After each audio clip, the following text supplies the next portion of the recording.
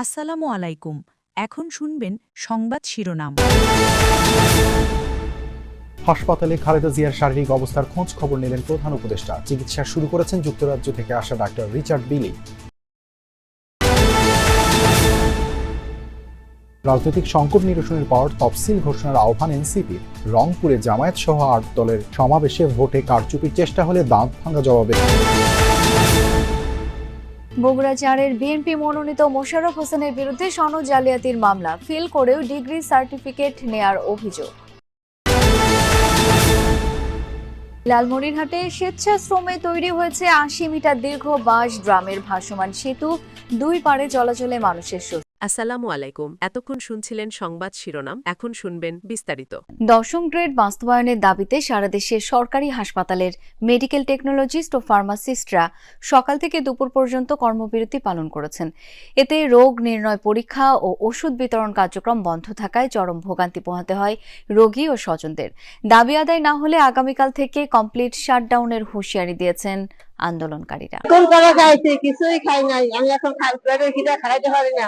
নিজের ভোগান্তির কথা বলছিলেন এই বৃদ্ধা। চাঁদপুর ২৫০ শয্যা জেনারেল হাসপাতালে চিকিৎসা নিতে এসে মেডিকেল টেকনোলজিস্ট ও ফার্মাসিস্টদের কর্মবিরতি কর্মসূচির মুখে ভোগান্তিতে পড়েন তিনি। শুধু চাঁদপুরই নয়, দেশের বিভাগীয়, জেলা ও উপজেলা পর্যায়ের সরকারি হাসপাতালগুলোর মেডিকেল টেকনোলজিস্ট ও ফার্মাসিস্টরাও ১০ম গ্রেড বাস্তবায়নের দাবিতে সকাল থেকে দুপুর পর্যন্ত কর্মবিরতি কর্মসূচি পালন করেন। রোগ নির্ণয় পরীক্ষা ও বিনামূল্যের ওষুধ না পেয়ে চরম ভোগান্তিতে পড়েন রোগী ও তাদের স্বজনরা। অনেকেই পরীক্ষা নিরীক্ষার জন্য ছোটেন বেসরকারি ডায়াগনস্টিক সেন্টারে। এখনো পারি না। আমরা বলছে যে 12টা পর্যন্ত এই কর্মবিরতি চলবে। সেক্ষেত্রে আমরা সাধারণ রোগীরা এখানে দাঁড়িয়ে আছি, আমাদের কোনো সেবা পাচ্ছি না। আমাদের একটা ন্যায্য দাবি, আমাদেরকে ১০ম গ্রেড না দিয়ে ১১ নম্বর গ্রেডে আটকে রাখা হয়েছে। আগামীকাল থেকে লাগাতার শাটডাউন চলবে। আমাদের দাবি একটাই, ১০ম গ্রেড। এটা আমাদের দাবি না, এটা আমাদের অধিকার। রোগীদের জিম্মি করে দাবি আদায়ের এই আন্দোলন নিয়েও প্রশ্ন তোলেন সেবা নিতে আসা অনেকে। ছটার থেকে সিরিয়াল দিচ্ছি, ছটার থেকে দাঁড়াই লইছি। সবাই দাঁড়ায় আছে এখানে, আমাদের খুবই কষ্ট হচ্ছে। ওনারা কি বাস্তবায়ন করতেছে আমরা তো বলতে পারতেছি না, তো আমাদেরকে এরকম কষ্ট দেওয়া তো ঠিক না। আন্দোলনকারীদের অভিযোগ, বিভিন্ন সময় আশ্বাস দেয়া হলেও কর্তৃপক্ষের সদিচ্ছার অভাব ও আমলাতান্ত্রিক জটিলতায় তাদের দাবি বাস্তবায়ন হচ্ছে না। সরকারের কাছে উদাত্ত আহ্বান, জরুরি ভিত্তিতে আমাদের এই ১০ম গ্রেডের দাবি বাস্তবায়ন এবং প্রজ্ঞাপনের মাধ্যমে আমাদের দাবি বাস্তবায়ন করার জন্য বিশেষভাবে অনুরোধ করছি। যদি ১০ম গ্রেড ইতিমধ্যে প্রদান করা হয়, তাহলে আমরা এই কর্মবিরতি থেকে আমরা চলে যাব, আমরা স্ব কাজে ফিরে যাব। আমাদের এই ৪ ঘন্টা কর্মবিরতির পরও যদি সরকারের টনক না নড়ে, আগামীকাল থেকে আমাদের পূর্ণাঙ্গ শাটডাউন, পূর্ণাঙ্গ কর্মবিরতি চলবে। দাবি বাস্তবায়ন না হলে আগামীকাল থেকে আরো কঠোর কর্মসূচির হুঁশিয়ারিও দিয়েছেন সরকারি হাসপাতালের মেডিকেল টেকনোলজিস্ট ও ফার্মাসিস্টরা।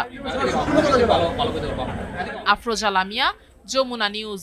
শিক্ষার্থীদের বার্ষিক পরীক্ষার গুরুত্ব বিবেচনায় গতরাতে স্থগিত করা হয় সরকারি মাধ্যমিক শিক্ষকদের কর্মবিরতি। সকাল থেকে নির্ধারিত সময়ে শুরু হয় বার্ষিক পরীক্ষা, তবে রাতে হঠাৎ করেই কর্মবিরতি স্থগিতের নির্দেশ আসায় সব শিক্ষার্থীকে বিদ্যালয় খোলার বিষয়টি জানাতে পারেনি অনেক স্কুল কর্তৃপক্ষ। সেসব বিদ্যালয়ে আজ পরীক্ষা না হলেও আগামীকাল থেকে যথারীতি চলবে পরীক্ষা। এদিকে ৩ দফা দাবিতে সরকারি প্রাথমিক বিদ্যালয়ে কমপ্লিট শাটডাউন চললেও বিভিন্ন স্থানে দেখা গেছে ভিন্ন চিত্র। কর্মসূচি শিথিল করে পরীক্ষা নিয়েছে কিছু শিক্ষক। আবারও যেন প্রাণ ফিরেছে বিদ্যালয়ে। সকাল সকাল কোমলমতি শিক্ষার্থীদের পদচারণে মুখর বিদ্যালয় প্রাঙ্গণ। শিক্ষার্থীদের পরীক্ষার গুরুত্ব বিবেচনায় দুদিন ধরে চলা সরকারি মাধ্যমিক শিক্ষকদের কর্মবিরতি স্থগিত করা হয়। তাই স্কুলগুলোতে নির্ধারিত সময় শুরু হয় বার্ষিক পরীক্ষা। তবে ভিন্ন চিত্র ছিল বিভিন্ন স্থানে। রাতে হঠাৎ করে কর্মবিরতি স্থগিতের ঘোষণা আসায় বিদ্যালয় খোলার বিষয়টি সব শিক্ষার্থীকে জানাতে পারেনি কর্তৃপক্ষ। এতে অনেক স্কুলেই পরীক্ষা হয়নি। সেসব স্কুলের শিক্ষকরা জানান আগামীকাল থেকে যথারীতি নেওয়া হবে পরীক্ষা। এতে অনেকটা স্বস্তি ফিরেছে অভিভাবকদের মাঝে। দাবি থাকবে, সরকারের কাছে বিভিন্ন দাবি দেওয়া থাকবে, কিন্তু স্কুল বন্ধ করে এবং পরীক্ষা বন্ধ করে নয়। একজন অভিভাবক হিসেবে আমরা চাই আমাদের সন্তানরা যেন শিক্ষা পায় এবং তাদের যেন পরীক্ষাগুলো ঠিকমতো হয় এবং শ্রেণীকক্ষে যেন তারা সুন্দর মতো ক্লাস করতে পারে। এদিকে গেল কয়েকদিন ধরে 11তম গ্রেডে বেতন ভাতা নির্ধারণ সহ 3 দফা দাবিতে কর্মবিরতি পালন করছিলেন শিক্ষকদের একাংশ। দাবি আদায়ে কমপ্লিট শাটডাউন কর্মসূচি পালন করেছেন সরকারি প্রাথমিক বিদ্যালয়ের সহকারী শিক্ষকরা। এরই মাঝে কোথাও কোথাও অভিভাবকদের সহায়তায় বার্ষিক পরীক্ষা নেন প্রধান শিক্ষকরা। কর্মবিরতি শিথিল করে পরীক্ষায় গার্ড দেন কিছু শিক্ষকও। প্রথম এবং দ্বিতীয় শ্রেণীর মূল্যায়ন নিয়েছি অভিভাবকের সহায়তায়। সমস্যা হয়েছে, তারপর আমার নেতে আমি নিয়েছি। প্রধান শিক্ষক আছেন, তিনি তার তত্ত্বাবধানে আমাদের পরীক্ষা নিয়ে নিচ্ছেন। যেহেতু একটা বার্ষিক পরীক্ষা বাচ্চাদের ভবিষ্যৎ, এজন্য প্রধান শিক্ষক তার নিজ দায়িত্বে। প্রধান শিক্ষক এই আন্দোলনের সাথে জড়িত না, তাদের সংগঠন আলাদা, সেভাবে তার পরীক্ষাটা আমরা নিয়ে নিচ্ছি। শিক্ষকরা বলেন তারা অবিলম্বে নিজ নিজ কর্মস্থল ও শ্রেণীকক্ষে ফিরে যেতে চান, কিন্তু যতক্ষণ পর্যন্ত দাবি মানা না হচ্ছে ততক্ষণ পর্যন্ত কর্মসূচি চলবে। আমাদের 3 দফা দাবি যতক্ষণ পর্যন্ত বাস্তবায়ন না হবে আমরা ততক্ষণ পর্যন্ত কর্মবিরতি এবং সম্পূর্ণ শাটডাউন কর্মসূচি যে আছে আমরা সেই কর্মসূচির সাথে একাত্মতা ঘোষণা করি। এই আন্দোলন কর্মসূচি স্থগিত করা সম্ভব না। এখন এই মুহূর্তে চাই আমরা পরীক্ষার হলে ফিরে যেতে। এই মুহূর্তে এক মুহূর্তে আমরা দেরি করতে চাই না। তারা আমাদের দাবিটার একটা যৌক্তিক কিছু, আমাদের দৃশ্যমান একটা কিছু আমাদের দিক। রাহিম সারোয়ার, যমুনা নিউজ। বিএনপি চেয়ারপারসন বেগম খালেদা জিয়ার শারীরিক অবস্থা অপরিবর্তিত, তবে এখনও তার অবস্থা ঝুঁকিমুক্ত নয়। সকালে খালেদা জিয়ার চিকিৎসা সহায়তায় এভার কেয়ার হাসপাতালে এসেছেন যুক্তরাজ্যের বিশেষজ্ঞ চিকিৎসক ডাক্তার রিচার্ড বিলি। চীনের মূল চিকিৎসক দলটিও আজ এসে পৌঁছানোর কথা রয়েছে।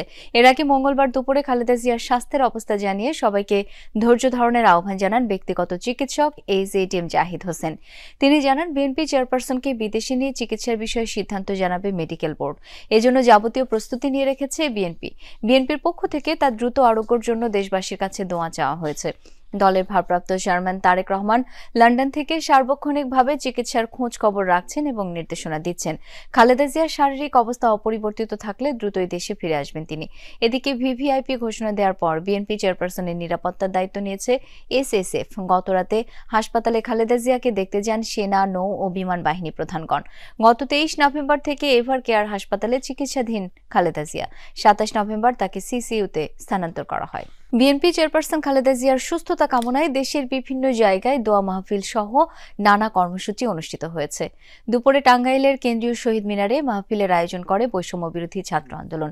এ সময় কেন্দ্রীয় বিএনপির প্রচার সম্পাদক সুলতান সালাউদ্দিন টুকু উপস্থিত ছিলেন। অনুষ্ঠানে কোরআন খতম ও 50 জন মাদ্রাসার শিক্ষার্থীদের মাঝে কোরআন বিতরণ সহ খালেদা জিয়ার সুস্থতা কামনা করা হয়।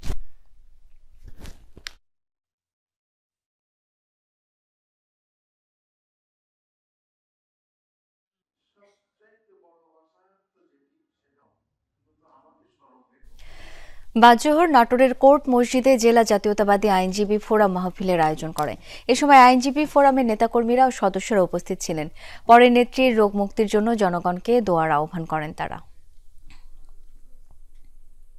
পটুয়াখালীর বাউফলে সাবেক প্রধানমন্ত্রী খালেদা জিয়ার সুস্থতা কামনায় গরু জবাই করে মাংস বিতরণ করা হয়। দুপুরে উপজেলা বিএনপির যুগ্ম আহ্বায়ক সামুয়েল আহমেদ লেনিনের বাড়িতে গরু জবাই করা হয়। পরে স্থানীয় এতিমখানা, হাফিজি মাদ্রাসা দুস্থদের মাঝে মাংস বিতরণ করেন তিনি। বিএনপি